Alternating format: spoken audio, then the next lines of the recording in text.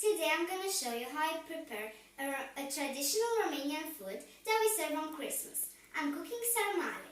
For this we will need meat, onion, cabbage leaves, tomato sauce, some rice, some pepper, salt and 1 egg. We start by mixing all the ingredients together.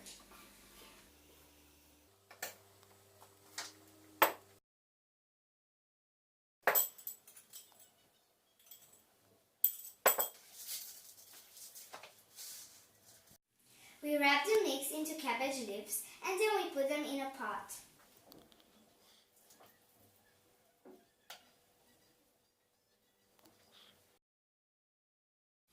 Now we add warm water and some tomato sauce. We let them boil for 1 hour at a medium flame.